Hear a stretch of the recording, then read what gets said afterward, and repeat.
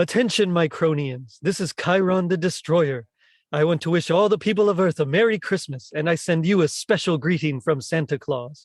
May all of your foolish holidays be as bright as this one. We're talking Robotech. Hit it.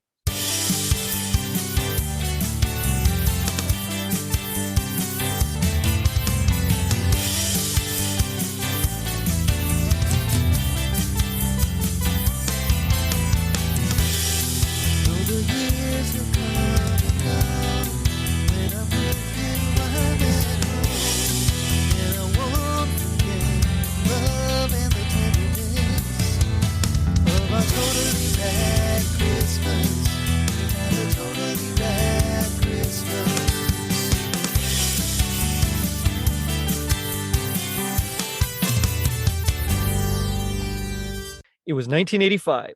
Microsoft Windows 1.0 was released. Don't Mess with Texas began as an anti-littering campaign. Yul Brynner died of lung cancer, and the Zentradi attacked on Christmas Eve. I'm your host, Jerry D, with another episode of Totally Rad Christmas, the podcast that talks all things Christmas in the 80s. Toys, movies, specials, music, and fads. If it was gnarly during Christmas in the 80s, we got it covered. Now, joining me are two Totally Rad Christmas all-stars from Just Another Friday Night podcast. It's Double A and CM Chuck.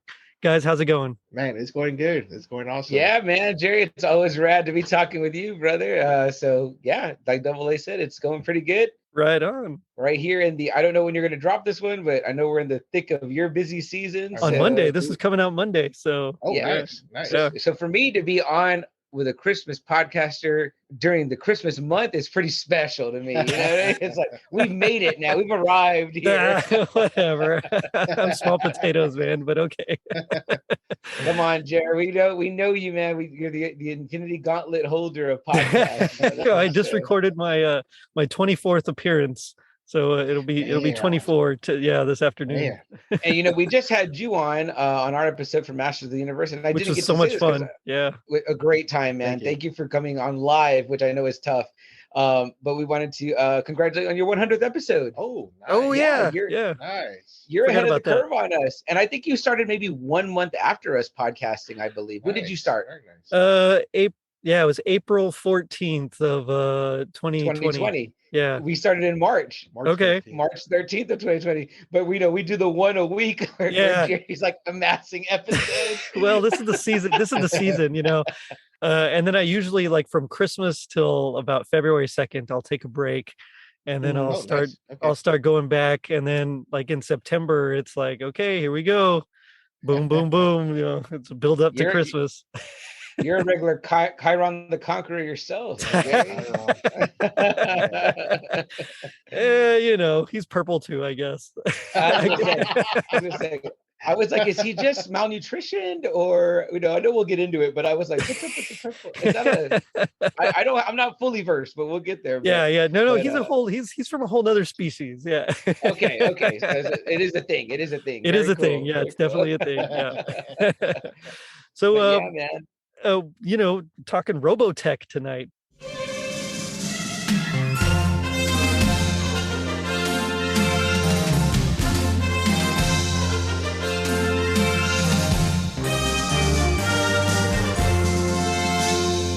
What's y'all's experience, or what do you remember about Robotech? I'm gonna let Double A go first on this one because you'll hear what I have to say about it next. So I barely saw this maybe about 15, 16 years ago, and my brother was huge. He's born in 79, so he lived through the whole 80s. Right. He remembers everything, and he remembers Robotech. And they came out with this big old nice box set, somewhere in the 2000s. He got it, and we started watching, and I was just blown away by it. This was during that time span of Transformers and all this, but I can see why it wouldn't be popular like Transformers, because this one was just so much more serious, and it actually had a big story, a big storyline. Where Transformers, you could watch an episode, and you don't have to follow the other episodes. Right. It was Decepticons were just trying to find Energon. Go back and and beat Optimus Prime and go back. That's to it. Yeah, that was it. That's the whole series right there. Thundercats. It was just beat Mumra. Stay away from Mumra. Beat Mumra. Same thing with He-Man. Yeah. But Robotech is like a big old 36 episode saga. So it blew me away, and I love the characters, and the dialogue, I was just like, wow, this is insane how good this is. Yeah. So Yeah. So for me, like, I can honestly say that this episode that we watched was like my first full episode. And I remember you and your middle brother, Double A, when I would sometimes, come over after school and you guys were watching stuff. The art was similar, but I think you guys were watching Gundam at the time. Yeah, Gundam Wing. Oh, so nice. this Yeah.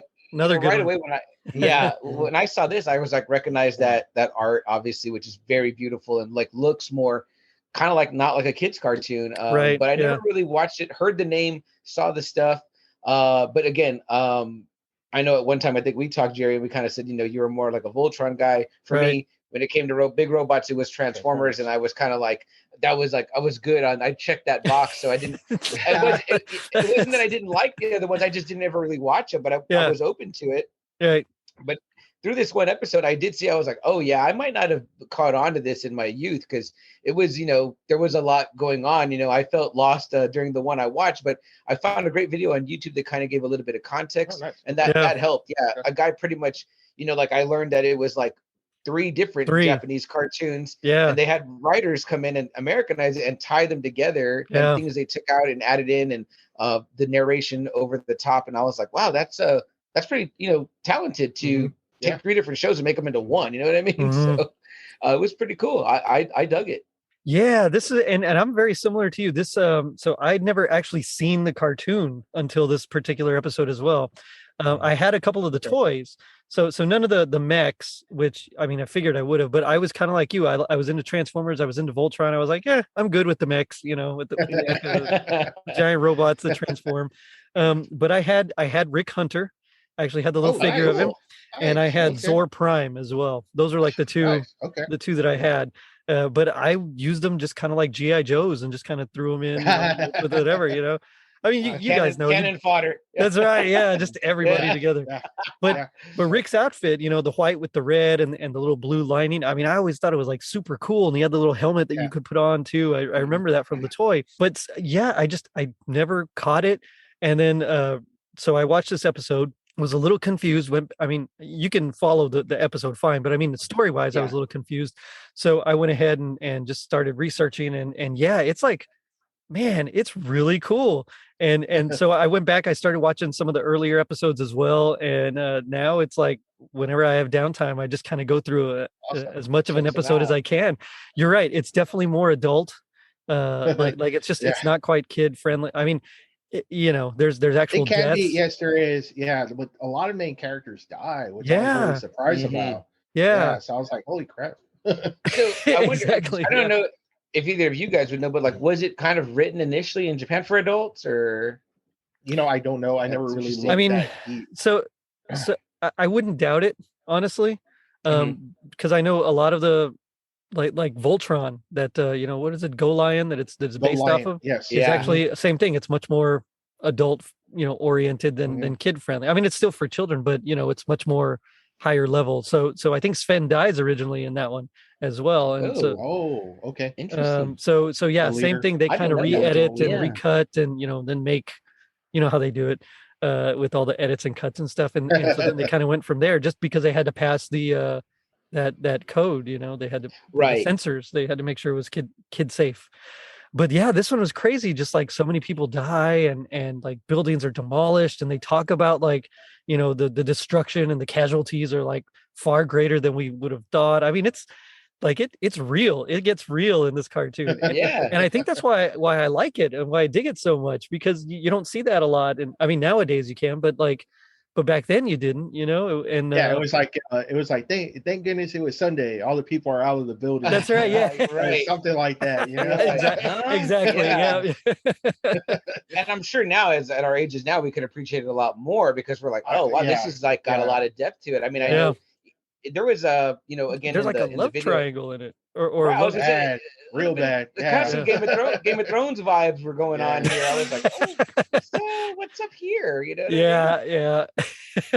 Yeah. So definitely much more adult. So I don't remember watching the cartoon. Although I do recall seeing Rick Hunter on the cover of like a VHS from like the video store, and at the time I thought it was Voltron. Just because he looks a lot like Keith from Voltron. Yeah. So I was like, oh, The it's hair. Keith. Yeah, exactly. Yeah, the Yeah. hair, the eyes. I mean, it's just Dies, right. he's got that Keith vibe. So I was like, oh, okay. But I never rented it because I actually would go for the ones that actually had Voltron on the cover, you know. Sure, yeah. I mean, like I said, I'd be exposed to this stuff, you know, through Double A and his brothers. I'd go over there, you know. Well, we hung out all the time in the '80s, you know, as kids, when I wasn't, you know, stationed with my dad somewhere else, and so I would just like sometimes catch stuff that they're watching. That's how I kind of did Dragon Ball with them, and the little bit of Gundam that I actually did see was with you guys, you know. So, but I'm sure you guys probably had this on, but I don't remember actually like differentiating it from one of the others. Right. You know what I mean? But this was a cool episode. I mean, it hit your criteria is definitely right, Jerry. 80s, and there's a Christmas episode. So. Exactly. So let's talk Robotech. Yeah. So you're right. Yeah, it was 3 different series that were done between 82 and 84, licensed out by Harmony Gold and Big West. Harmony Gold kind of took over after Big West kind of folded. And they joined together with the Tatsunoko Productions, and they released it in the US. But like you said, in order to sell it in syndication, and which they had to do because of its content, it was definitely, you know, like we mentioned, higher level and not so kid friendly. So they had to be sold syndication and not through the big 3 networks, ABC, you know, CBS and NBC. And so the criteria for that was that you had to have at least, what was it, 80, 85 episodes, I believe, or something. Yeah, it was a crazy 65, excuse me, 65 episodes. It had to be at least 13 weeks of 5 days per week. Wow. So it only had 36 episodes, so they decided to release that Super Dimension Fortress Macross with Genesis Climber Mospeada and Super Dimension Cavalry Southern Cross. Wow. And they kind of, I mean, they really do interweave it in an ingenious way. Although I haven't seen the latter 2 series yet, so I'm waiting for that. I'm getting ready. But I mean, you know, there's like, essentially, if we want to nutshell it, I guess, it's alien ship crash lands on Earth in 1999. Gotta love 1999. Far in the future. Yeah. The year I graduated. I hate myself there. I was 98, so I'm just ahead of you. But yeah, so it crash lands 99 days, and it kind of ends like this big global war that was going on. They all kind of come together because they realize, hey, if these aliens have this technology that's like super advanced, then you know, we don't stand a chance. So they all came together, and for the next 10 years they just like reverse engineer this thing, and they create these veritech fighters that can be like cool jet planes, but also, you know, cool giant robots. Which giant robots is always awesome, man. That's always awesome. Cool. Awesome. If they transform, even better. Exactly. Yeah. Amazing. That's awesome. As dumb as Pacific Rim was, it was awesome. You know, like it was cool. You just turn your brain off and you just enjoy the robots fighting the monsters. You know, well, they knew that there was a target audience for that, and they were like, "We're going to hit them right here with this right now." That's right. Exactly. Yeah. Yeah. The Transformers and Voltron audience. But so they create this veritech and this program where it's like this Robotech Defense Force, the RDF, essentially. And then all of a sudden, while Rick Hunter, who's kind of like, I guess, the main star, although there's it's hard to say he's the main character because it almost feels like it's an ensemble cast. Ensemble, yeah. Right? Yeah. And so it's kind of hard to say, but he goes to visit. He just happens to be on this base. He goes to visit his brother, or his adopted brother, Roy, who's in this program with the RDF, flying these planes, because they were originally like stunt pilots. They would do shows and stuff like that. So his brother joined the RDF after that, and so he's going to visit him, and that's when like an alien ship, the Zentradi, come and attack. And while they're doing that, and man, I'm going into detail for this nutshell version. While they're doing that, the plane, which they call RDF-1, like comes alive and like starts to just defend against the Zentradi. And so it's cool. It's like this battle. And then that's how Rick Hunter gets into this thing. And so it's really just following him and some of the other RDF guys and their journey to kind of get back to Earth, because somehow they're teleported to like near Pluto. Okay. Yeah. And but while I mean, again, there's like all these different relationships. So it's Rick, he kind of rescues this girl, Lynn, was it Minmei?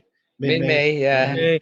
And they kind of have a thing, but he also kind of has a thing for like Lisa Hayes, who's like one of the Yep. I mean, I don't even know what she is, like an operator or something. I don't I don't know, like the flight control person, but so they kind of have a thing later on, and then Minmei leaves him for like her cousin. I mean, it's third cousin, so it's okay. But but you know, and then when they kind of break up, then she like goes back, and that's where this episode takes place. So Yeah. she's like a huge pop star already. Her cousin, who's kind of like her manager, and I don't know, ex, I guess, they have a falling out. And so this Christmas episode falls right during that time. So she's doesn't know what to do. She goes back to Rick, and of course she does. but at this time Rick had already been captured along with Lisa by the Zentradi, and somehow and this is a little sketchy. I don't know exactly how it goes, but somehow they were forced to kiss by the Zentradi. Yeah. It's because like the Zentradi doesn't know like any of that kind of stuff. So when they saw that, they get disgusted, and so that's like the time to escape. Yeah, they're like they can't do that, that's not normal, like, people kissing, that's revolting, that's disgusting, know. So so that's how they escape in that episode. Okay. That's hilarious. But so Lisa realizes she has feelings for Rick also, and so that's where we get her in this episode, which we'll get into in just a little bit. So it's like Rick is kind of torn between these two girls. Spoiler alert, in the end he marries Lisa. So at the end of the series, they get married. They're both admirals. I liked her better. In this one episode, I realized I liked her better. I was like, oh man, because I know we're gonna get to it, but like Minmei kind of only goes to him in this episode because she's missing the. She just needs somebody.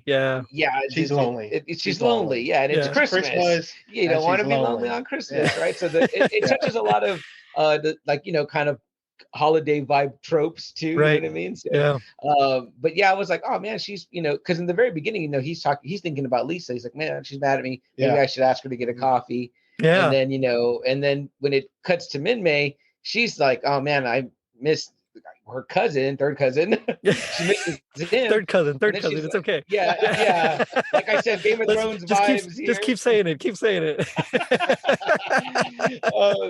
But she like has this thought where she's like, I wonder what Rick's doing, and I'm like, it's like he was always there for me. Yeah. Minmei sits in the deserted park. Her recent separation from her cousin and business manager Lynn Kyle has left her feeling totally alone. The merry holiday season, with its bright lights and frolicking crowds, isn't making things any easier for her. Goodbye, Minmei, and God bless. What's going to happen now? I don't want to sing anymore, that's for sure. But what else can I do? Oh, everybody has someone they can turn to, except for me, that is. Rick. I wonder what he's doing now. Probably having a wonderful Christmas dinner. Maybe I could... No, I guess I shouldn't. Oh, Rick. Yeah, classic ex that calls you when they're heartbroken, you know what I mean? I'm like, oh, come on now. Yeah. And it starts out with, we meet Khyron, right? Yep, Khyron. At the very beginning of the episode. So I don't know if you wanted to get into it already, Jerry. You got other stuff. No, we can. I mean, I pretty much kind of said what I wanted to say. I could go deeper into the lore of it, but I think we're good enough. I'm ready to get into the Christmas part of it. But essentially, real quick before we do that, there is something called protoculture, which is right. It's like this energy that's kind of derived from this plant. What was it, like the tree of life plant? Yes, and its spores. Energon. I don't know what you're talking about. I don't know what you're talking about. Transformers earlier, and right when I watched this episode, I got that vibe. I was like, oh, he's after the stuff that fuels the. Okay, all right, pretty much, Megatron. I see you, Megatron. Although this is older, right? AA. This predates Transformers. Technically, yeah. In the States, though, it actually was 85 was the year that it came out in the States, but it's actually older. Yeah, it's from 82. So, but I'm being stereotypical American. Like, oh, you stole our ideas. I did the same thing. I mentioned it on my Transformers episode. I did the same thing with the Power Rangers and Voltron. So when Power Oh, Rangers yeah. came out, I was like, Yeah. you just wish you were Voltron. And so when my little brother, who's like 5 years younger than me, when he was starting to get into it, I was like, don't you dare like that. they just ripped off Voltron. So, The colors. sorry, and Danny, I'm the sorry. animals and all that. No, I'm no. sorry, Danny. Yeah, but yeah, you're right. That's kind of the vibe I got as well, because I knew Transformers first, and so. But the Zentradi are basically human. I mean, they look very humanoid. They just have like purplish, different colored skin. I think so, there's a few with different Some of hues them, as well. But they're just bigger. They're like giants essentially. Oh, okay. And we see that with one Nice. of the troopers there, and he's walking around. Yeah, when they're walking, remember when they're Right, destroying that's the base? right. Yeah. Yeah. Okay. And maybe I didn't pick up on When it. they're looking at when they're looking for the protoculture. Yeah, they're I have a walking very around. specific note about that Yeah. when we get to that part that I'm like, well, I was confused about this, but now that makes a lot of sense. Y'all clarified that for me. It'll be. You just thought it was forced perspective. Yeah, I was like, I'll look dumb when it comes up in a minute, because I'm going to be like, what? I didn't get it. You know what I mean? But No worries, we'll get man. there. We'll get there. So go ahead though, Jerry. So they start out. They're looking for the protoculture. Which They is need kinda like protoculture because and I think what happens is that the Zentradi and the humans kind of come to like an uneasy alliance essentially. Like they kind of make peace. But there's a splinter cell of the Zentradi that are like, nah, we're not doing that. Like this is our Khyron. stuff. Yeah, and that's Khyron is the one that leads it. Yeah. There's always those purists, right, that are like, no way, we're gonna do it this way. Yep. We're going the old ways. That's yeah, that's right. Looking at you, Ronan the accuser. Yeah. Yeah, we're warriors. We're not supposed to be, having fun and getting married and all that kind of stuff. Or even Death kissing. Watch from the Mandalorian. kissing, The Mandalorian. Oh, yeah. The Death Watch is the extremist sect of the Mandalorians. Yeah. This is the way. This is the way. Yeah. Apparently, if you're an extremist, a member of an invading group, you're like, there's got to be a splinter cell to make them legitimized. But okay. So he says he makes his bold claim, right? They're going to go get this stuff, and it happens to be Christmas Eve. So pretty nasty, in my opinion, right there. I'm like, dude, you're gonna commit acts of war on Christmas Eve? They don't care. Like that's the best time to. That's if you're a terrorist, they don't celebrate that holiday, right? I don't think so. Holidays. No, I definitely doubt they know anything about. Now hear this. Attack squadrons, prepare for battle. We are mounting a raid on the Micronian factory. Our objective, the protoculture matrix necessary to refuel the main reactors. As of this moment, everyone, I repeat, everyone, will be on standby alert for immediate deployment. That is all for now. The events of this day will burn forever in the minds of the Micronians. They will know how Khyron the Destroyer was able to crush them with her own protoculture. All will bow to Khyron.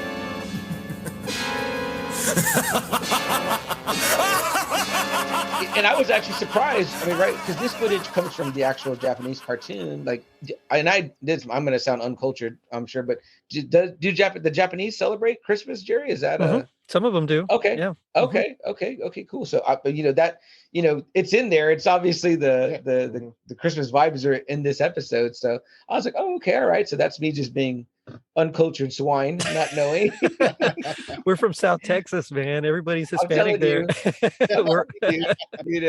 I tell people we're up all night on Christmas Eve. They're like, well, when does Santa come? And I'm like, well, I'm sure he was there already or we missed him. So I was like, we're up all night. So usually you're just usually wasted from the all the alcohol. I was gonna say, yeah. And then when we were little, we would just like pass out amidst our presents, and then it was like, all right, Santa must have come then when we were asleep. Yeah,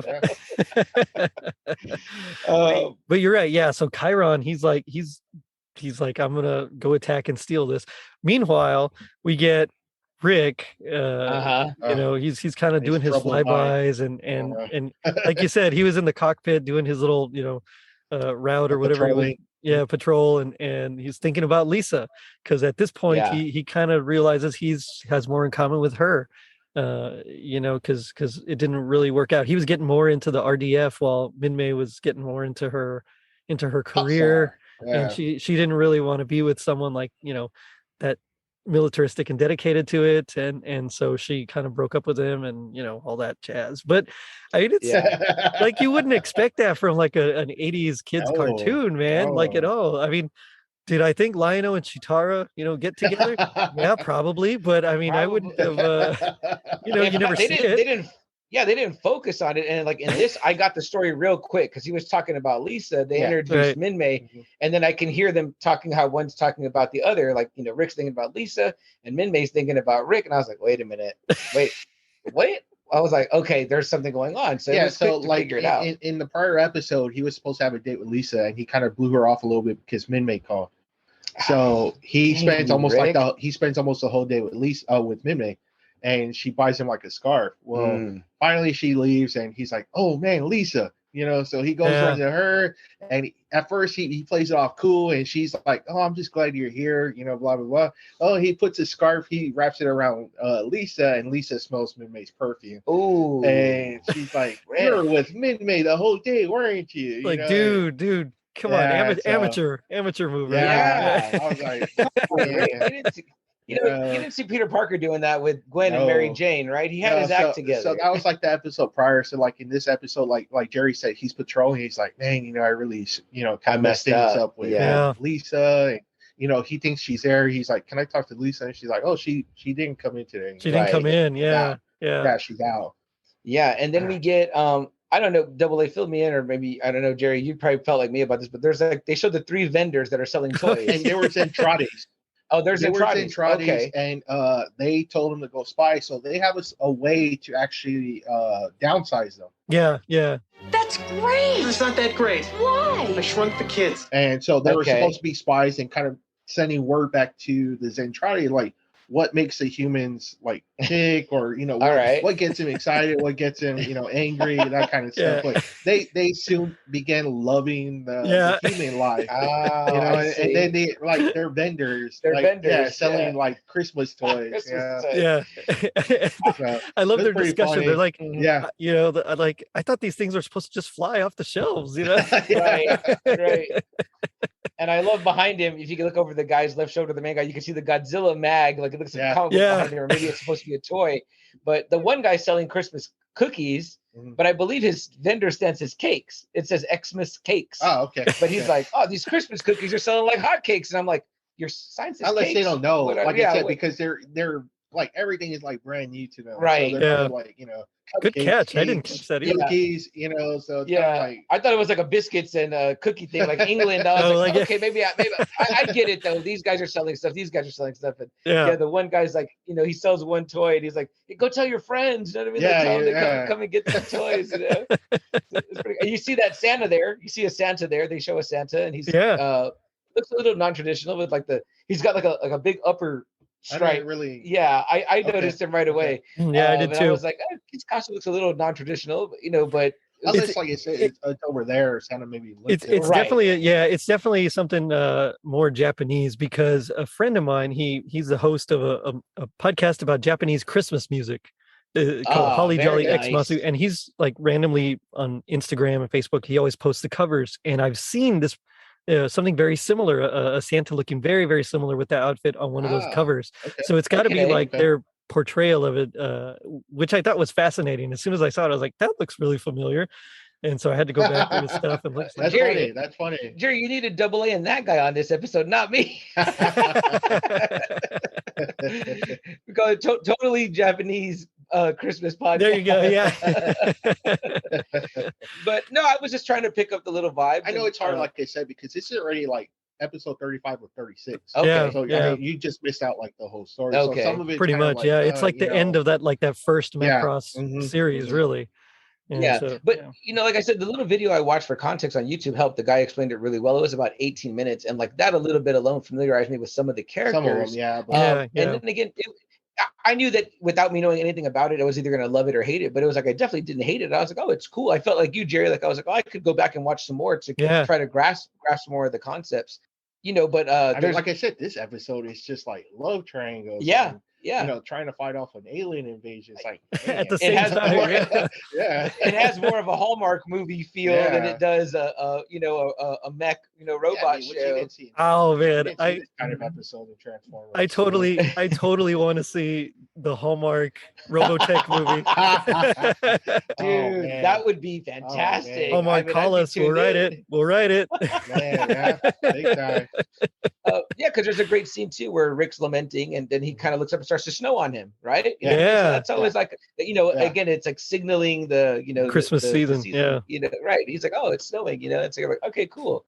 But like I said, then we cut to the guys with the robots, and they're selling stuff, and then they're like, we should go to the park. There's kids at the park. Yeah. And I'm like, okay, they go, and then they don't know it's Minmei at first. They're like, there's a kid right there. There's a kid. Yeah. And I'm like they're all excited. I'm like, you're not going to unload your whole lot of toys on this one kid. You know what I mean? I guess they don't know any better, man. Yeah, they don't know. Yeah. Although it was a little creepy, Hey, there's a kid. Yeah. It's like, no, not gonna fly today.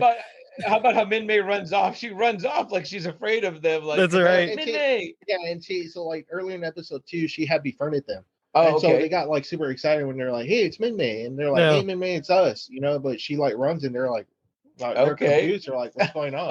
Yeah. I thought I thought we were friends.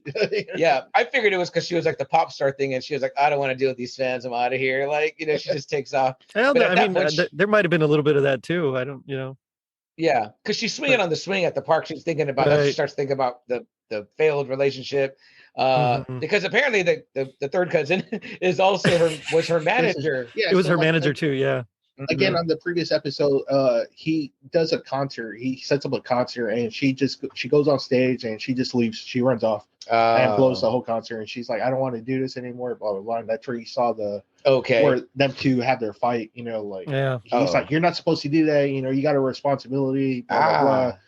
She's like, I don't want to do this anymore. I'm done. I'm tired of it. So wow, okay, interesting. Yeah, she kind of Lauren Hilled it there on him. Like, I'm out. I'm out this piece. And here I'm thinking it was him, and I was like, come on, he was too, because he starts getting more violent. Oh, yeah. As it progresses. So. If the Jackson 5 taught us anything, don't let family manage you. So he starts going Joe Jackson on her, and not cool. Not cool. Minmei's which again is like a super adult concept for like this. Yeah, the whole thing, right? Yeah, like the troubled pop star. Jerry, I know you're a huge music guy. I mean, it's like double A too. It's like, dude, those crazy managers, man. That's wild. Yeah, so here I'm thinking, I didn't even think it went that deep. I thought it was just like the love relationship caused her to leave. They start, bickering. He starts becoming an alcoholic. He starts becoming violent. Okay. He starts kind of telling her, you need to go here, you need to go here, you need to start performing there. Pretty much burns her out. So. Yeah. Yeah, it takes away all that fun away for her. So And so he's the Colonel Parker to her elder. that's right. There you go. That's good analogy. Yep. That guy sounds like a real scumbag to me. I don't like him. That's why you don't date third cousins, y'all. Or let them run your business. Or at least don't let them run your business. There you go. Yeah. So yeah, she runs back to Rick's place. And he's like, I guess I'll let you in. Yeah, I mean, it's all like, okay, come in. Yeah. That be Lisa? Nah, she's still mad at me. Huh? Minmei? Hello, Rick. Hello, Minmei. May I come in? Sure, why not? I probably should have called you first. I'm sorry, Rick. I don't want to impose. My friends don't have to call. Hey, what's wrong?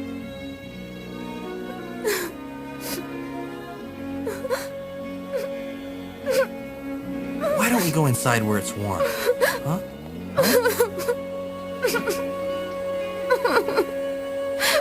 Don't worry. It's okay. I mean, but she was kind of like his first love, right? I mean, he he saves her. That's like his first real, like his first real love. So I mean, he's got like that deeper connection, even though she's already the Gwen. She's the Gwen Stacy. Yeah. Right. Yeah. So he lets her in. He doesn't lock his door, which is very not smart. Rick, lock your door. Close your door behind you. The 80s. Oh, I guess it wasn't. It was the 2000s. Never mind. Yeah. He's terrible. The he's the leader of the Skull Squadron. So who's gonna go? Yeah. Oh, who's true. gonna go in Okay, there? okay. You know? So he's a resident tough guy, so he's not worried. Which he kind of and he took that over from his From Roy. his Mhm. Roy, yeah, his brother who had passed away. Yeah, Yeah. and he assumes the leadership, and then he gets his buddy Max in there too, which we see later on. Max, the blue yeah. hair, The blue hair guy. hair Yeah. fella. Did he come out this one? Yeah, he was in Okay. Yeah, that. he Okay, I did don't just for a little remember bit towards the end. Yeah. And then we cut to another scene, right? Double A with the she's a captain. Yes, she was the fiance of Roy. Yeah. Okay. So yeah, she's kind of like feeling she's kind of she's- bluesy yeah. a little bit. You know? Yeah. the narrator. It shows her going into the pub, and the narrator's Yeah, like, that's funny she's gonna 'cause- drink away her sorrow. Yeah, she's going to a bar. I was like, wow. Again, Yeah. I'm like, this was a kid cartoon. Yeah. Wait a minute. That's what I'm saying. It's like I get why I missed this cartoon. Yeah. 'Cause Yeah. I don't, even if I could have seen it, I don't know if my parents would have let me, you know, Yeah. or That they was probably would have. crazy. I wouldn't have gotten it, you know. I mean, as a Right. kid, I wouldn't have understood, but yeah, it's like super high level there. But it's just, it's funny She was because responsible. She caught a cab. She caught a cab to the pub. It wasn't like she that's was gonna true. drive. That's true. Yeah, yeah. She wasn't gonna hop in the mech afterwards, and you know, don't drive your mech robot. But yeah, and again, drink and drive I your mech guess that's robot. like another kind of Christmas theme, right? Kind of a sad It- Christmas. yeah, theme, it you is. know, Yeah. like, you know, you think of your lost one, and Yeah, it Like, makes she me think lost of him that year, first Christmas without him. it makes me think of Prince and his song "Another Lonely Christmas." You know, Ooh, nice. So- nice, very nice, Jerry. Yeah. Deep. but So that's cool. So that character kind of only comes out briefly right there, right? Just in that episode. episode. Yeah. because while Minmei goes to Rick, Lisa's on her way Mhm. there too. Yes. And Terrible. she's like, Terrible. you know, this is that classic thing that always happens in Hallmark movies. I think you're right. This is the Hallmark movie of the of the series. Now but we know they stole their bit from Robotech. From Robotech. Yep. You heard it here first, folks. Because there it is. There it is. Breaking news. Hallmark stole from Robotech. But yeah, so Lisa's on her way over. She's gonna tell Rick how she feels and, you know, forgive him and all that stuff. And she, of course, happens to get there while Minmei shows up, and it's They're like hugging it out, right? they're hugging Yeah. always. Oh, Gives him the huggies. Yeah. As bad as you say, Rick leaves the door open. Well, Minmei left the door open. So Uh-huh. she heard the whole them conversation. She heard Yeah. everything. So she's devastated and she goes to the bar to drink. yeah, poor thing. You know, and I felt for that character because I was like, oh no, here it comes. And I thought Rick was just being a nice guy. I was like, oh, he's just being a nice guy, you know. But he That's got kind of all caught feelings. in that moment. Yeah. Yeah. And he's kind of sick too in this one. He has like a cold or something, I think, right? Because at one point, like, I think maybe I might be wrong about the sick I think part. I think either she way, just I think that's just the excuse that she tells him, because you know Oh, why okay, she doesn't that's want to right. call Rick later on. You know. That's right. He's supposed to be sick. Yeah. Yeah. And then like later on, you see Minmei and Rick hanging out, and like she prays for him, she cooks for him. Mhm. So I'm thinking like, oh, she does care about him. You know what I mean? You know. Yeah. But in the back of my mind, I'm like, she's still just kind of lonely. She's That's doing the what- things, yeah. you know, the things you do, and you're like trying to, you know, win someone back. You know what I mean? So Right. I had some different notes here. I kind of put like Minmei seems a little needy. I put it's nice that she prays and cooks for him, and then I put here I get a little bit of like trollop vibes. She's a little bit of a trollop, is Minmei? I don't know. I don't know her that well, but What a it's good like, word. That's a good word. yeah. It's edited for Jerry's show notes right here. I appreciate it. Yeah, but I do like how there is kind of like you know, that feeling you mentioned, you know, is it real or is it just the loneliness? But Rick kind of gets that. He's thinking that as well, you know. He's like Yeah. I don't know. I mean, she has been through a lot. Yeah. But And I mean, she gives him the whole sob story, you know, about Right. her Yeah.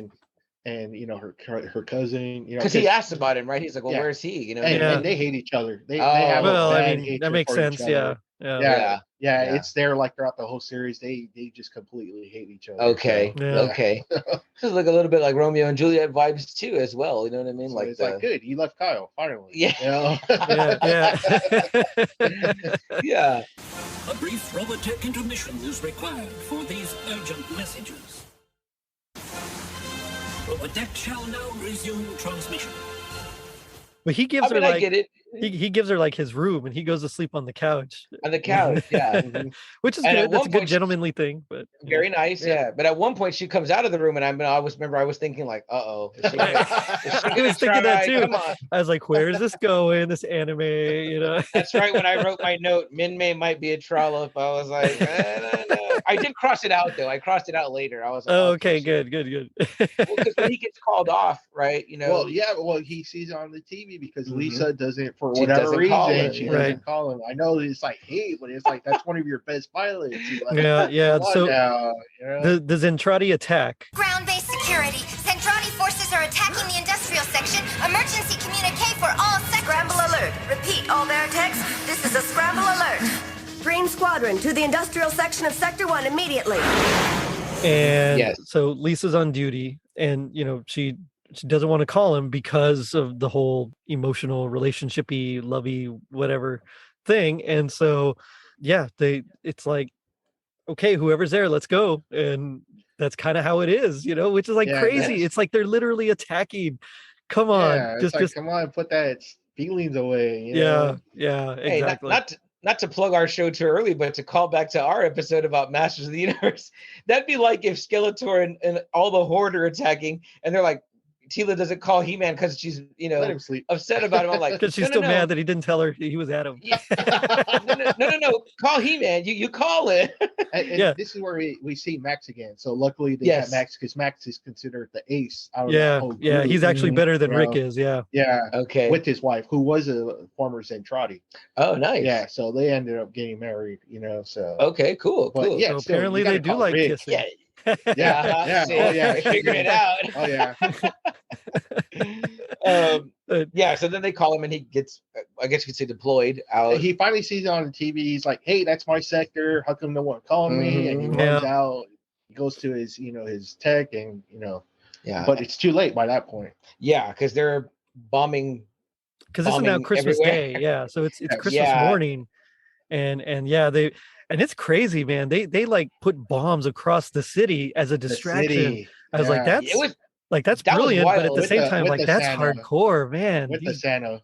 Yeah, with the Santa too. Yeah, that's right. Yeah, that came back. I Yeah. forgot that callback Yeah, that's to that line that Jerry said in the beginning of the Mhm. episode. I was like, "Oh, that's Super brutal. dark, right? It's That's- very, That's very an brutal. extremely dark Yeah. Christmas tale. I was like, they just bombed out. Like that whole anyone that survived that is like traumatized towards Christmas now. Oh yeah. Attention, Micronians! This is Khyron the Destroyer.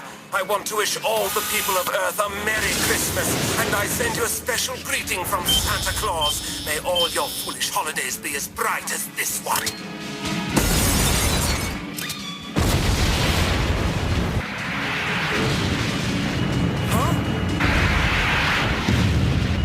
Listen, we've got to go back there and put out those fires. Max, do you read me? Oh, Roger, Rick. Rick's squadron gives up pursuit of Khyron in an effort to save what is left of the burning city. And it's The not really worst like a happy memory. ending at all either. It's not. No. I mean, no, we'll get it's to when we get there, but I mean, it's crazy. It's like, I mean, yeah, people live, but like they literally say in the episode, there are so many more that have died Yeah, from this The attack. casualty list. Yeah. Like, oh snap!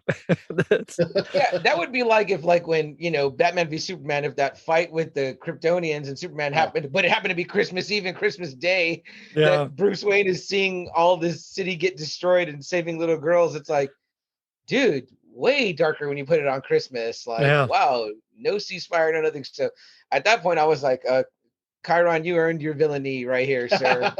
yeah, yeah. Wow. Totally put him Yeah. with like, Megatron and all the heavy hitters. I mean, this For dude is sure. like legit. Yeah. But a lot of great imagery though after they put out the Oh, fires, yeah. Yeah. Yeah. That was pretty beautiful. Right? I thought that. There yeah, was, yeah. It doesn't take a lot for me to choke up, but I was like, all right. Mhm. There's like a Mhm. Catholic priest in front of like the statue of the Sacred Heart of Jesus. Yeah, which I was Yeah. really surprised when I saw it again. I was like, "Oh Me wow, too. there's Jesus." I was Yeah. like, Yeah, not too many that's exactly cartoons what I will put thought too. that. I was like, wow, they Yeah. actually put that in a cartoon. Yeah, Again, Like I right? couldn't believe it. Yeah. As the smoldering fires begin to die down, people throughout the city are no longer thinking about Christmas, but are grateful just to be alive. 6 hours have passed since the first reported attacks on the industrial sections by Chiron's forces. All fighting has stopped now, and casualties are flooding into the emergency rescue centers. I hope he's all right.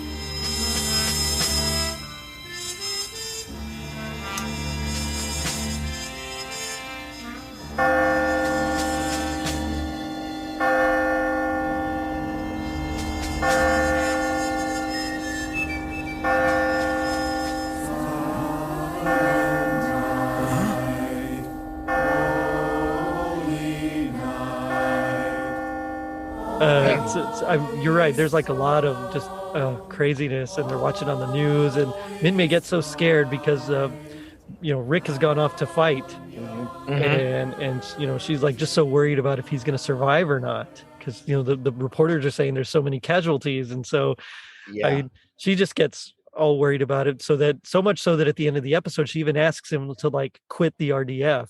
Right.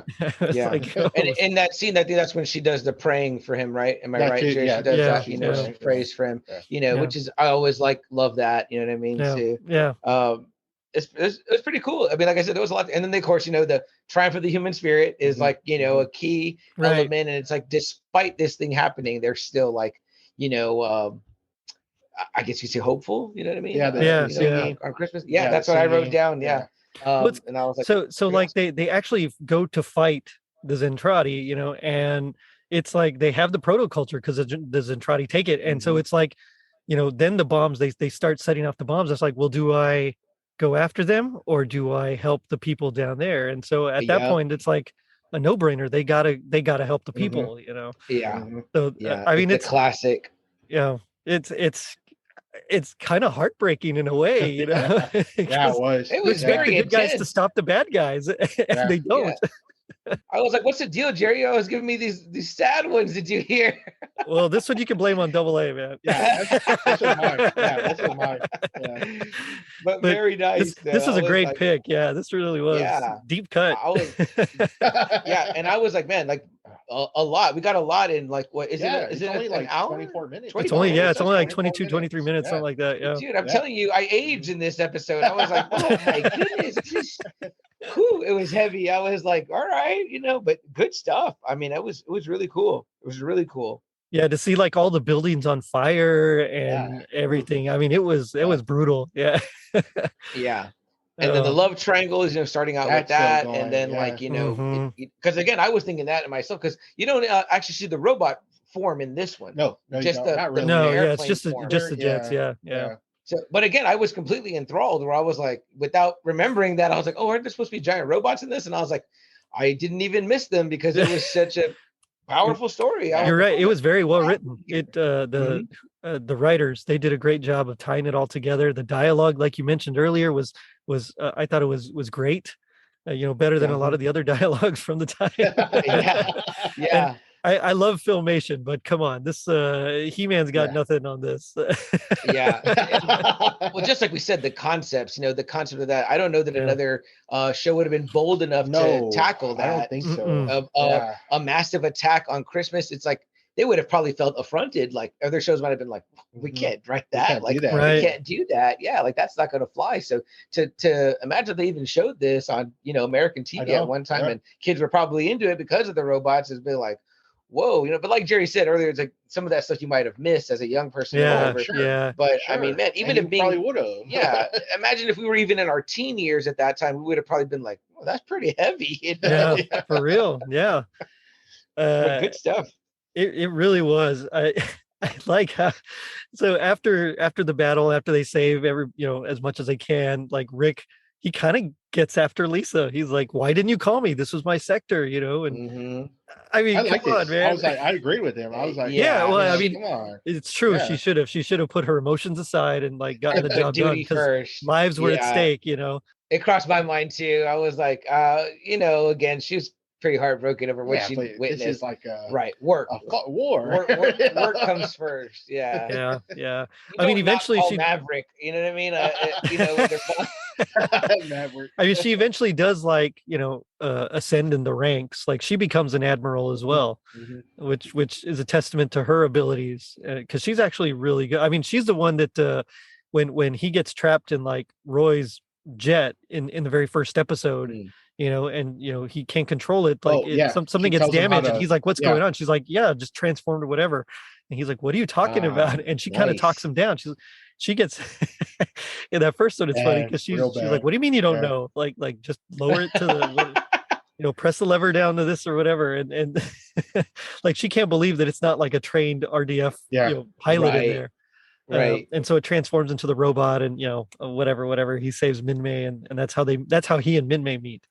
Like he saves her. But it's funny because Lisa's the one that's there that's talking him down, and that's cool. No, that's cool. That it seems like they kind of focused too on like giving like females important roles. Oh, big time in this one. So, big time. That's pretty awesome. Yeah. I know you said earlier, Jerry, that Rick eventually ends up with Lisa, but what becomes of Minmei? Does she? She goes on, right, as far as I know, just to keep doing the pop star. That's okay. All, people happy. She gets back on, gets back to it. Okay, that's cool.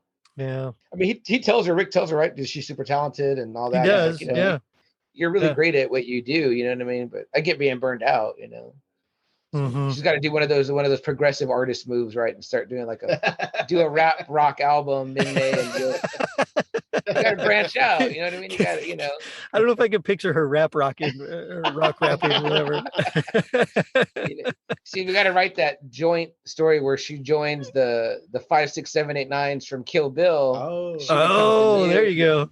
The new bassist for them, and it's like that's her continued story there. Nice. Right there. See, there you go. Boom. Writes itself, boys. There you go. And cash the check. Let's do it. Yep.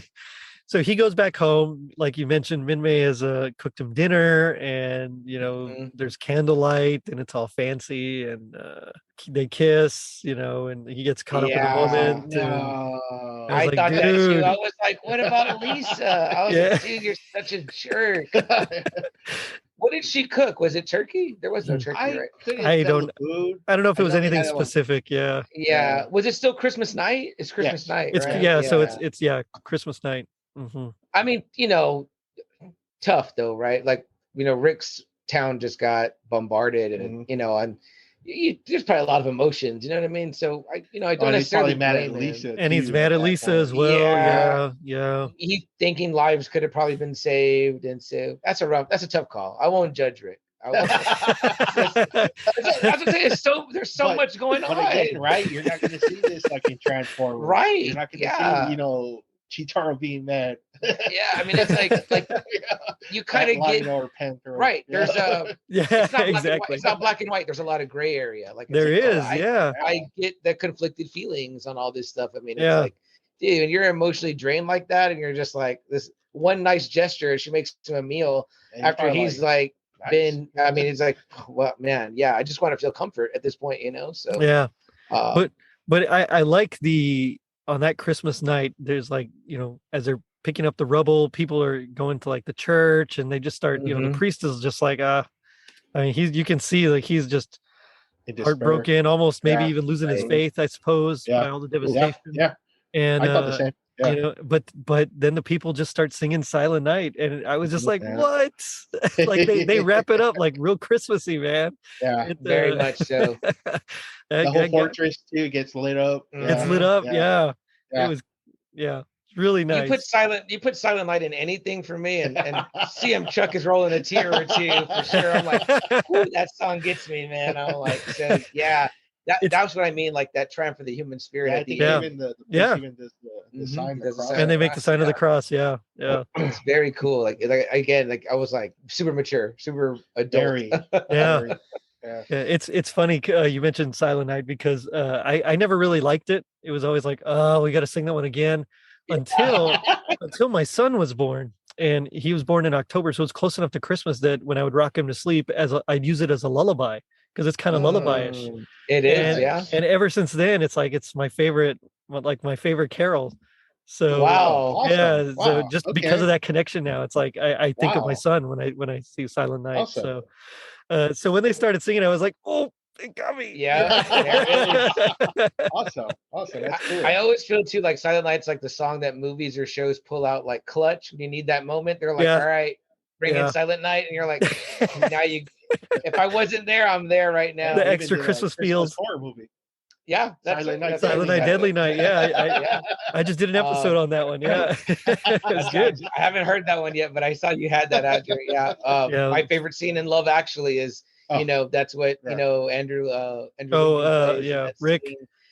Rick Grimes, he plays that in that scene, and I was like, ooh, like, because that scene is heavy to me, you know what I mean? So, but yeah, that's the song playing. So great tune. But me and that's an awesome story, Jerry, about your sons. Me and Double A. Yeah. We've had so many conversations off air about songs like that like the artist will tell you how the meaning changed for them, like Eddie Vedder with Alive. And we've talked about, like, just had a conversation, Double A was telling me, we're sticking with Pearl Jam, but like, he's the one that kind of told me the meaning of Better Man. I never really paid attention to it. I just liked it for, the way it was. And then he was like, oh man, that song's about this. And then I was like, great, Double A. Now I'll never hear that song the same way again. Like, completely changed it from, but we have these conversations and we never turn the mic on. I'm like, dude, we should be recording this.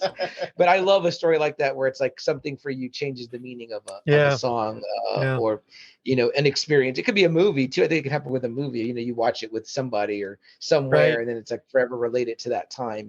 But it was placed really good in this episode, though. I mean, I think so too. Really, really well. You know, after all that destruction, you're still keeping the faith, keeping the spirit up. So yeah, I thought that was awesome. I got a little bit of Grinch Stole Christmas vibes. You know what I mean? Because I was like, yeah. He was like, what? I'm sure Khyron was like, they sing without buildings. they sing without houses. I was like, Khyron, awesome. You're still singing, Khyron. Well, doesn't he does like a suicide run, right? At the very end? Yes, very end. Yeah, he just, what? Forget all you guys. I'm just gonna ram it down. Yeah. Ram it down. So it's crazy. Yeah. Yeah. Crazy. And even then, how about that ending? Yeah, that's a suicide dive. I'm like, wow. Megatron wouldn't do that. Well, no, Megatron he loves himself too much. Yeah. Same thing with Cobra Commander. Yeah, he wouldn't either. He'll throw somebody else there. We saw what Skeletor did. He was willing to die, but only if he could come back. He's like, I'm not really willing to die. Yeah. Like I'm like a parasite, eating off your magic. That's all. Which is an interesting concept, right? Where it's like, so to Khyron, it was more important to eventually win, even if it meant his own demise. Where the villains we're talking about, other classic '80s villains, is like, no, I'm too selfish to sacrifice myself. Right. I'll sacrifice just about anybody else to win. But which reminds me of the Avengers, when after Coulson, when Coulson's been stabbed. And he's like, you can't win. He's like, why? Tell me where where I'm going wrong. He's like, you lack conviction. And that's kind of that thing there. All those guys, they really do lack conviction. But Khyron has it. I mean, he's like, no, I'm gonna win, and my side's gonna win, even if I can't be there to see it. And you don't really get a lot of that. Yeah. No, not at all. That was what makes it. That's intense. That's pretty intense. The whole thing. So yeah. I said it made me a fan. I'll go watch some more Robotech for sure. Yeah, for real. I'm telling you, it's good. After that, and I'll just briefly run through some of the others real quick. So after that, we get the Robot Masters saga. So it's like they're the ones that created Robotech. This technology that can actually transform and all that. And they go back to kind of reclaim it essentially. And so then that's like the second Robotech war. And then that ends with the protoculture being what they thought was destroyed. It turns out it actually just spread the spores of the tree of life all throughout Earth. And the Invid, who's like this even worse, kind of enemy, they come because they feed off the tree of life spores. And so they come to Earth. They find it real easily now because it's covered in the spores. So I just need Cobra Commander right there, Jerry. Can you get Cobra Commander to jump in and be like, the spores? I really can't do Chris. What's his name? Very well. Yeah. No, not the spores. You got to put. Man. Awesome. Awesome. Just get the audio, Jared. Just punch it in right here. That's right. Yeah. The spores. Did you watch all 3 AA? Did you get through? No, because just the Macross. Am I saying it right? Macross. Macross. Yeah. No, because I had heard that they weren't as great. I mean, I've been thinking about it because they did re-release the Robotech Masters. They did re-release that on Blu-ray, so I'm thinking about checking it out. But at the time, I didn't hear too many good things about the other two. Did they remaster the animation? I think so. And then I read that some of the characters weren't in the other two. Right. Yeah. So, like, I don't think Rick's in there. No, in the video that I watched, it said since it was 3 different shows, they kind of they take place in much different times. So they make it sound like they make mention of the other characters. Max's baby becomes the lead character in the 3rd one, I think. Okay. Yeah. So, and I know they said they had to take some stuff out, edit some of the episodes, so that way they make them fit so together. It makes sense. A lot of and a lot of the overhead narration would be blah blah, the son of so and so or whatever, so that they can kind of tie it back, and then they'd have the characters make mention of it, but it was supposed to be X amount of years, either I think later or something. Right. Because I think the 3rd one's called the Next Generation or something like that. Something like that. Yes. Which again, I thought was pretty clever writing, because imagine someone gave you 3 different shows and said, "Hey, make this tie them all together." I'd be like, I don't know, what do they have in common? You know what I mean? There's robots. Okay, we go with that. It's funny because I remember very clearly going to service merchandise in the Plaza Mall. And I don't know if you remember the service merchandise. I don't know if you guys had it in San Antonio, and I remember it's you had to go, you'd walk in and then you go to the right, and it was almost like a little maze that you'd kind of follow, and then you'd get to the toys. And I remember seeing the Robotech figures. And when I remember actually seeing Rick, and I still remember the day when we bought Rick, Cool. It's just like one of those, and I don't remember a lot of that, but that's one that's burned in my brain, because I thought he looked so cool. I was like, man, that's a cool outfit, and he's got the helmet, and I knew it wasn't a G.I. Joe, but what's that? Have you looked it up on eBay just to see what does it go for? I haven't seen how much it costs. I just looked up. I'd be curious. I'd be curious to know. I don't think those figures would be worth the figure. They're GI Joe size, so they're probably not super expensive. I'd say maybe mint on cards, probably worth something. But just regular, I don't think it would be worth. But probably the robots, right? If you have any of the old robots. Oh no, I didn't have any of those. Yeah, I would be curious to see and that's so funny to me, because I can't think of ever running into that. A lot of the times when I was buying toys, we were on the PX. He did. He probably just passed by it. Maybe passed by it. Yeah, but I mean, it's I knew I would see He-Man. I knew I would see Transformers. I knew I would see GI Joes. And it's kind of funny because while we had Thundercats, I don't really remember ever seeing them in stores. I would see the other ones, the big 3, and then when the turtles became big, you'd see the turtles everywhere.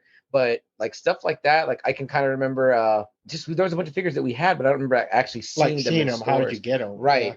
Like Captain Power. I'd see Oh yeah, we had a few of those.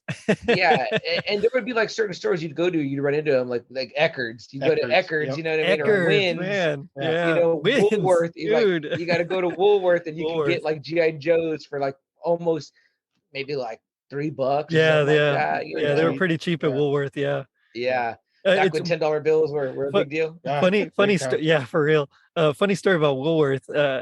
So you remember the Superpowers line? Mm-hmm. Yes. Mm-hmm. Yeah. Well, I had a few of them, and I always wanted Brainiac because I thought he looked so cool. Yeah. And so with the metallic paint. Yeah, exactly. It was that metallic, finish on him, and so I remember actually going to Woolworth, and I was just holding it because I thought it was so cool. My dad was like, "Yeah, you can hold it while we walk around and while I get what I need to get." And so we left. We actually left the store, and I was still holding it, and we were getting in the car, and my dad saw it, and he was like, "What?" And so we went back in. He's like, "I'm sorry, my son had it," and I didn't realize that. I didn't realize I was holding it. I was just holding it because I thought it was cool, and I wasn't paying attention, and so I almost shoplifted when I was 5 or 6. Shoplifter! Wait, Jerry. So Dad didn't buy you the Brainiac? You just had to give it back? No. We weren't there for that. It's a teacher's salary. You know how it goes. So. That story is way more heartbreaking than what happened with Khyron. I'm super sad now. No, you know how it goes. It's I hear you, man. I hear you. Payday. You get something if you do well on your grades, and it's payday, or something like that. So and you got to pick one. Mm-hmm. Yeah. Yeah, that's how my dad was. He'd be like, pick 3. You can take 2, but usually be 1. And he was always happy when I went with Joe's because the GI Joes were the cheapest, and Right. Transformers were the high end, Oh, right? 'Cause Transformers they were were like, expensive. Yeah, they ooh, were. the figures were the parts were like metal on some of them, right? Yes. So They it was were. like, I know the front one was. Mhm. For Yeah. sure. So if I got 1 or 2 Transformers, that was like a big deal. I had, Right. and then me, he was pretty slick about being like, well, you can get 3 or 4 of these Joe's. So Yeah, I was like, you all right, Yeah.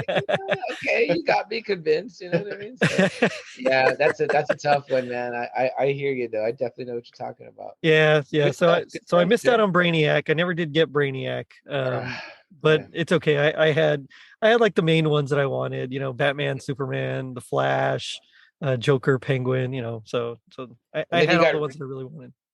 then you The got Bat- Rick wandering into the Hall of Justice, riding in the Rick was in there with all the Joes. I had Keith and Pidge from the Voltron figures. So, yeah. they'd kind of play all together. It was like a super team. That's rad. That's rad. I always like.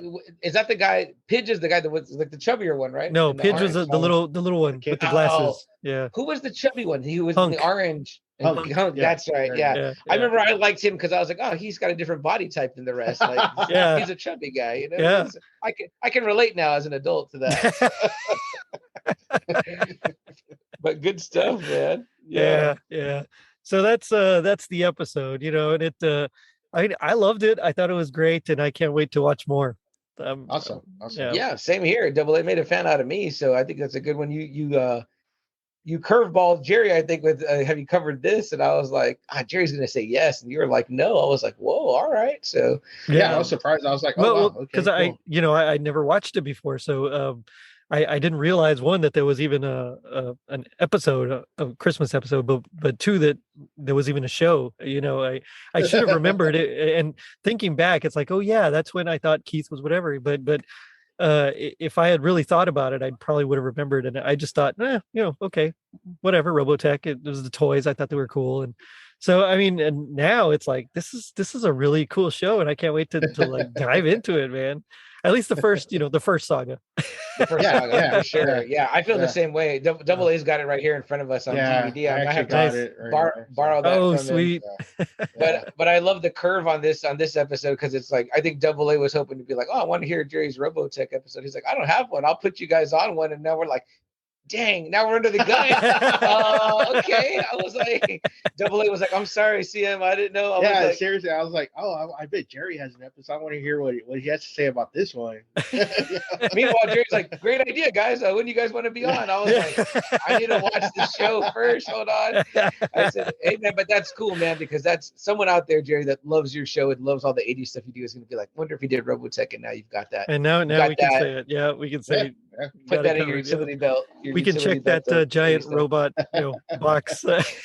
One more there, right? Did Voltron touch on Christmas? No, they didn't. But I got one for Christmas, so I'm going to count it.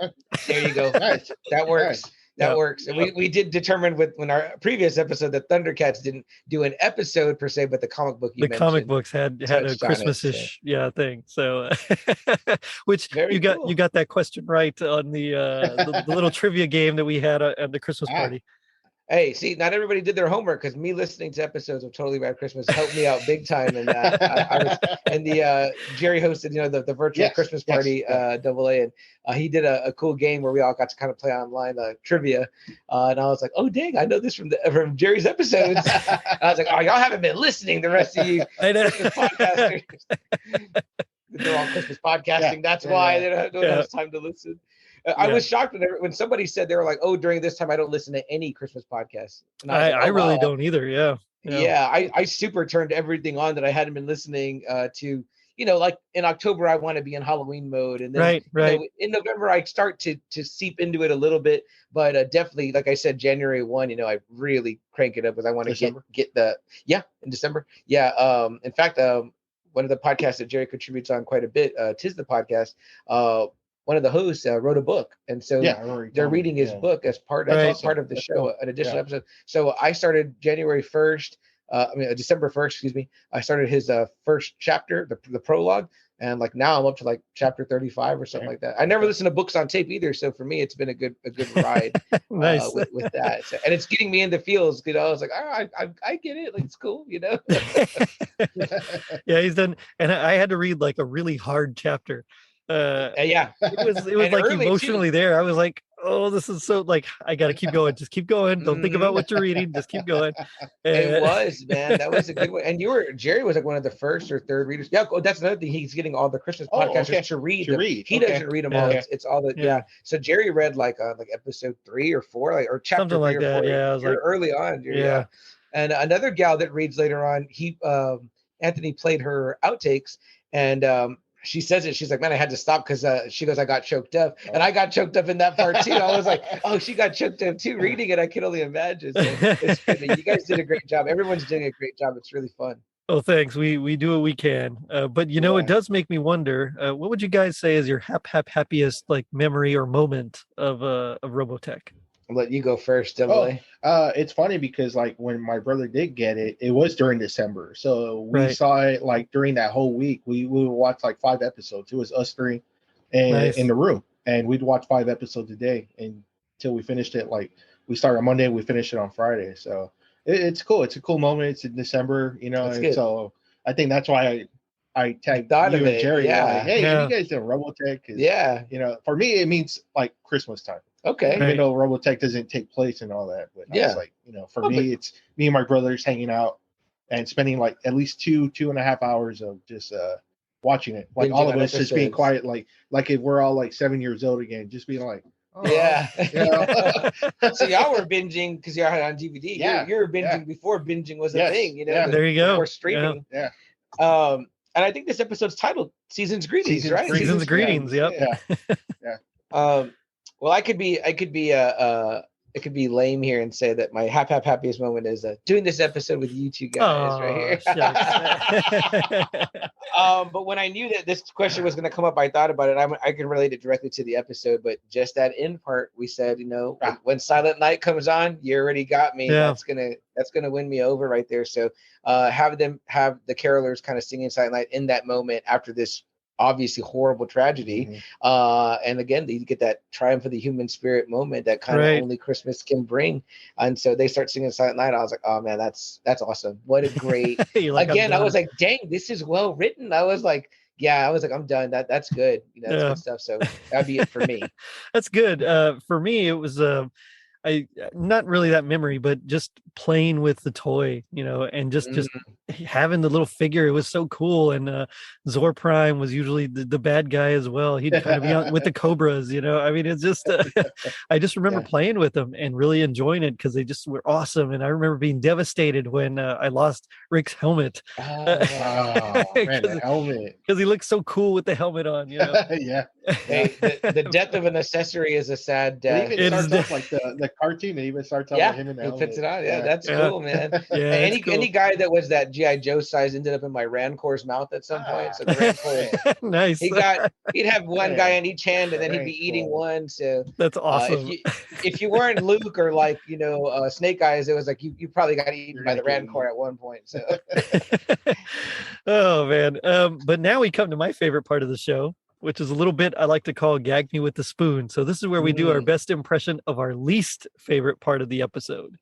So as a guest, I'll let you go first. Just kind of set up the scene a little for us. You want me to go first? Okay. I wrote down a couple because I was like, I don't know who's going to get what first, but since I'm going to go first, I'm going to take it first.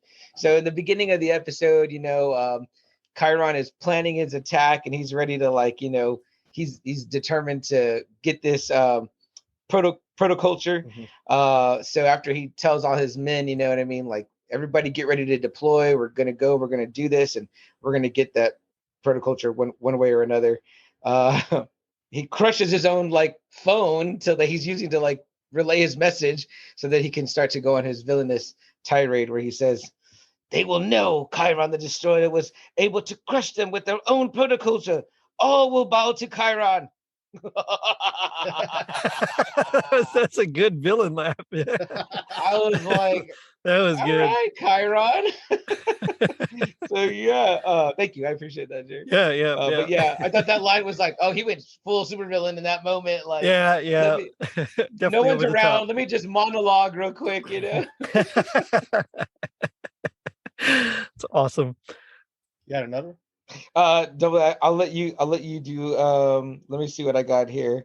Yeah, I wrote down a couple. Okay, yeah, let me hear. Let me see. So, am I doing yours, Double? Am I gonna do? Yeah, go ahead. Looks like we'll do. This is what I sometimes say when I'm tired. You don't need a lot of setup for this line, but this is from Minmei. But sometimes when I've been at karaoke too long with friends, I just say this: I don't want to sing anymore. That's for sure. That was mine, actually. That was yours. That whole part, like, just I was like, oh, come on. Yeah, I also have this one, which is great for the '80s, right, Jay? Yeah, let's go to the mall. There you go. That's kind of... One vendor says that to the other guys. They're Yep. like, two guys are going back and forth, and he's just like, yeah, let's go to the mall. Which mine follows up on that, because that was my least favorite part is those guys, and he says, yeah, the mall couldn't be any worse than this. That's right. Oh man, that's great stuff.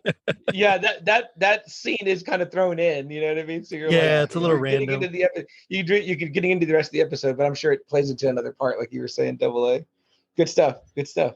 Double A, you want to do one here? Yeah, it was that whole Minmei part where she's like, I don't want to sing anymore. I'm tired. I don't want to do this for anyone. Rick finally tells her, like, oh, you have talent. You need to go out there. Like there's a whole war going on here. She's complaining about going out and singing her in front singing of career. People. Like, come on. What a dynamic, right? This guy puts his life on the line. Flying these mech robots, and he's like, okay, like I'm tired of being hounded and singing. The life of a pop star. He's like, yeah, whatever, man. Just make up your mind. I got bigger stuff on my mind. Oh man, but I gotta ask, G.I. Joe taught us that knowing is half the battle. What do you think the other half is? For me, and I didn't know this, and this is what I was going to tell you guys earlier. So when I see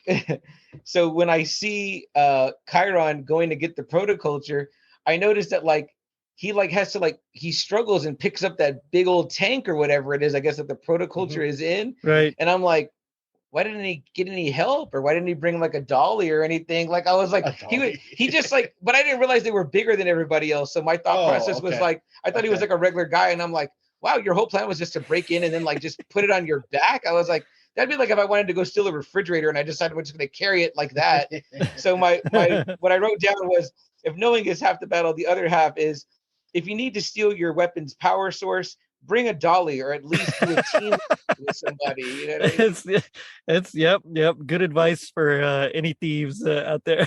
Give me a little help over here. I think Energon was a lot smaller. Megatron was able to handle carrying it on his own, but it looked like Khyron was kind of struggling with it. And I'm like, dude, are you just putting that on your back? Like, he does hook it up to his spot. So okay. Later on, he does do that. So. It just seemed like not very smart, I guess. What it was. It's like, if my car needs a new engine, I don't go put the engine on my back and then walk it back to the car to put it in. Oh man, what about you, Double A? For me, it's don't date two women at one time. I can't. That whole love triangle. That's a great bit of advice there. Yes, that's good everyday lessons. Don't be like Rick. Yeah, he's all kissing her at the end. And mine kind of piggybacks off that. So if knowing is half the battle, the other half is calling your crush first before just showing up at their place, so you can avoid getting your heart broken. Yeah. And what does Rick tell her when Minmei first gets there? Oh, my friends don't have to call. Just come on. Yeah. But then she's crying and he's still got her out in the snow. I'm like, invite her in, you jerk. Like, what are you doing? Well, it's his ex. You don't want to invite him right, back in. True. See what happens? They move in. And now you know. Yep, he knew. He was like, if I invite you, now you know. And now I know. And that's one half of the there's battle. half the battle. Oh man, guys, this has been a blast talking with you. But tell me about just another Friday night. Yeah, Double A. You want to start off? Yeah, I mean, we just talk about everything that we love in pop culture. I mean, it's everything. It's cartoons, it's TV shows, it's I told CM one of the ideas I have running is to do an episode about the Three Stooges because I love the Three Stooges. Nice. So yeah, I mean, it's just everything. We talk about everything. Wrestling, we talk about books, we talk about comic books. So it's just everything that we're interested in. Music, and we try to get people involved in our show. So we go live on Fridays, and we try to. If anybody comes on, that's how we met Joe. Mm-hmm. One of our fans, who became a friend of ours, he just popped in one day and just started commenting. Yeah. So we like to get people involved. We want to make it feel like we're just having around, hanging out and around the table drinking and just, because we got fans, it seems like around our own age. So it's like everyone seems to know what we talk about. So right. More products of the 80s like ourselves. It seems like it's who we attract on our shows, which is great to us because it's because like I said, I've been able to meet newer people, without actually meeting them and right. have similarities, with these people, and we chit chat like we've known them for like 10 years. It's an amazing thing when you find people that you have so much common ground with. We mentioned Joe, but it's through Joe that we met you, Jerry. You know what I mean? So he turned me on to the podcast group, and then he had told me to check out your show, and I heard the first episode of your show I heard was the one you had him on. And then from that I went through your episodes and I piecemealed the ones I really wanted to hear, which ended up being some of the X-Men, probably X-Men, Manny on Gremlins. It's just Manny. So many great ones. Then listening to their episodes that you come out on. So I've heard a lot of new podcasts because you're a guest on there, and I'm like, I know Jerry's going to bring the heat on this episode, so let me go listen to that episode. And it's great, from you talking about Rambo to Rocky to so many other things. It's always a fun time. Lost Boys. That's all of me and Double A stuff. So it's been like stuff like that from our podcast that we've been able to kind of branch out more and more. So, but we just talk everything pop culture, everything there is. Yeah, and we just we like to give our opinions. If people love you, Jerry, we just had you on last week on our Masters of the Universe Revelations Part 2 which is so much episode. fun. Oh, that was awesome. Now I would say though our show is rated R. Yeah, definitely. That can be hard rated R sometimes. I think Jerry's fans listen to him probably with their kids in the room. Don't listen to our show with your kids in the room. Drop them off and then listen. Yeah, absolutely. Or if you're after they're in bed and you go in the garage and you got a 6-pack, you know what I mean? It's probably a good listen for you. Yeah, because after a few beers, some of the language starts coming. Yeah, it definitely gets pretty. It gets pretty rated R pretty quick. We do go. I mean, pretty much so. I mean, we really don't try to bash anything. That's not our thing. If we don't like it, we're just not going to talk about it. Period. Right. We just want to kind of highlight the stuff we like and why we like it. We're not out there just to knock anything. Yeah. We're not going to cover the Whedon cut of Justice League just to be just to crap on it. Yeah, you know what I mean? So and for the most part we can kind of find the beauty in almost anything. So and sometimes we disagree, but for the most part we're in unison, We did an episode a couple weeks back on Smallville that got a lot of good responses on Instagram. Which I'd never seen the show, but I binged a bunch of episodes that Double A gave me, and I was like, man, I felt like how you felt about Robotech, Jerry. It's a great show. So like I said, we go live on Friday. That's kind of an aspect of ours that I hear other people don't do. You guys do editing, which sounds amazing. I wish I knew how to do that. You saved our bacon, Jerry. So huge thank you for saving our bacon. Podcasting platforms. Yeah, our audio was wonky except for the YouTube and the Facebook Live feed, but through your Christmas miracle that you are, Jerry, you saved us and you got us good audio, and we put that up. And Lucky, the Dork Dad from the Now Watch This podcast, was the first one to tell me, hey man, your audio it's no good on Spotify, you can't hear Jerry. I was like, oh no. So I'm like panicking, and then you just come out of left field, and I was like, Jerry, are you a Christmas angel? No, but I just happen to know a little bit, like the tiniest bit about downloading from YouTube. Well, it worked like a charm, man, and it sounds great now. And thank you for that, Jerry. Again, so huge thank you for saving no worries. It was our butts on our episode with you. Yeah. But yeah, anyone that wants to come and ever join us on a Friday night, like I said, typically we go live on a Friday night. This week we're going to be going live on Thursday night because almost all this month. All this month. You know, the holidays we move it up because our my girlfriend and his wife were like, our spouses will not let us. You ain't getting New Year's Eve and Christmas Eve. That's how it goes. Boy. Yeah. Okay. So we're always happy to move it up. I think last year we did December 23rd, which was great on a Wednesday. So this year we'll probably do that again, the 23rd for that. And this week we're going early. Next week we're going early because of Spider-Man and Double A's daughter's birthday. So if anyone wants to check us out, this week, like I said, we'll be going live tomorrow on Facebook, and then but usually it's Fridays around 7:30. Yeah, usually it's Fridays around 7:30. We go live and we invite anyone to come and join the conversation. Some of your Christmas podcasting buddies and our buddies popped in to say hi to you, Jerry. CJ and Anthony.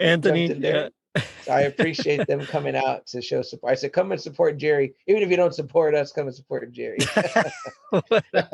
But stick around because it's always fun listening to you guys. Yeah, stick around. We drink some drinks and we have some laughs. So it's pretty good. And sometimes when we go off air, or like when it cuts off our anchor, that's when we'll, comment with all the guests, and it's kind of like that can go on for like 30 minutes. Oh yeah, depending on the topic, man. We go, we do like a break every 30 minutes to kind of the audio has to load on our audio platform. So while that audio is loading, we read the comments from the live, and people have a myriad of opinions on whatever we're talking about, or they want to go off on their own tangents about whatever they're watching, reading.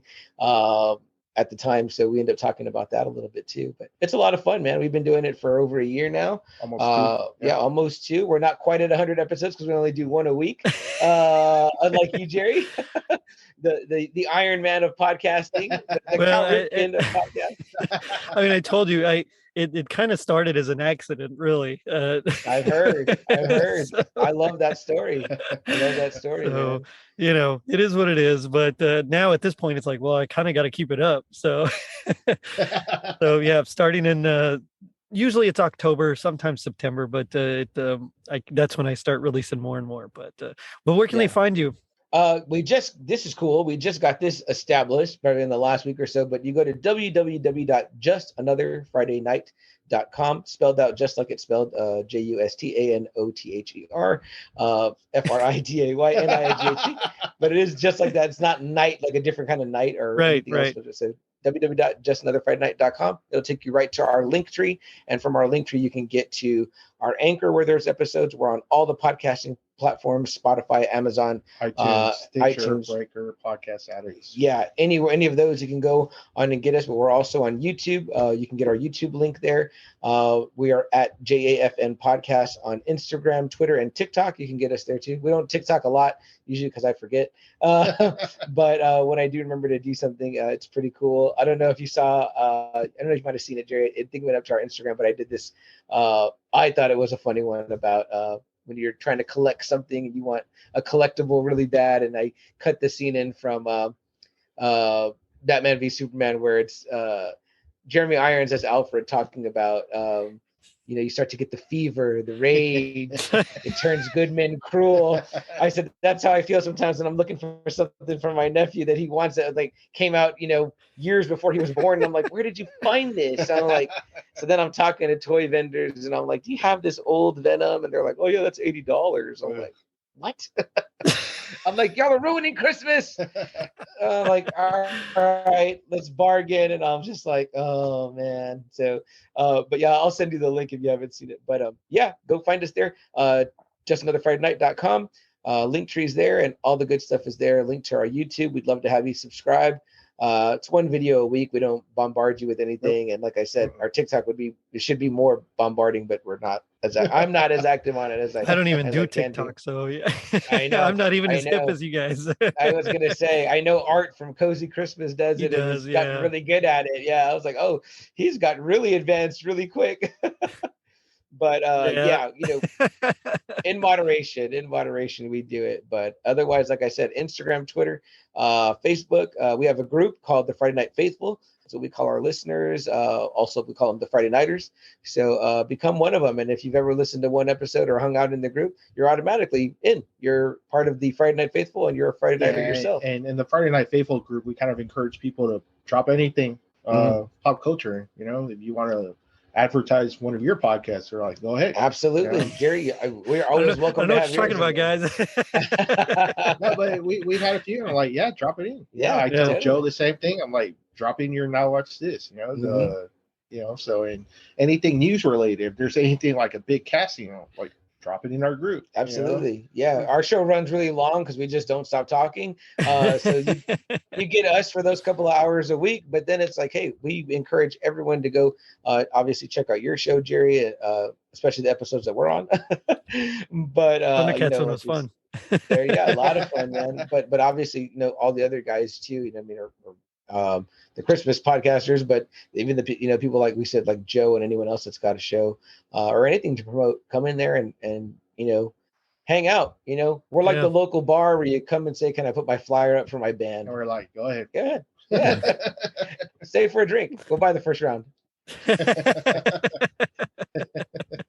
That's awesome, guys. It's yes, definitely go check them out. Friday nights usually, although this month is a little wonky, so it'll be Thursdays or Wednesday on the 23rd. We'll post up about it whenever the 23rd falls. I don't know, but either way, go check them out. It's always fun, and they cover some cool stuff, stuff that we grew up with. So definitely go check it out. But on that note, I'm going to end it by saying, as the smoldering fires begin to die down, people throughout the city are no longer thinking about Christmas, but are grateful just to be alive. And to check us out on our social media pages, Facebook and Instagram at Totally Rad Christmas, and Twitter at Rad Christmas. And if you're feeling like the people of Macross City singing Silent Night on Christmas, leave us a review on iTunes. Not only does it help us reach more people, but you also get a free sticker. Now, don't forget to check out our merch shop on tpublic.com and our brand new website, totallyradchristmas.com, courtesy of Tis the Podcast Elf Tom Crow. Merry Christmas to all, and to all a safe night. Later, dudes. Merry Christmas to all, and to all a safe night. In our next thrilling chapter, Khyron plans his ultimate revenge. Don't miss To the Stars, next on Robotech.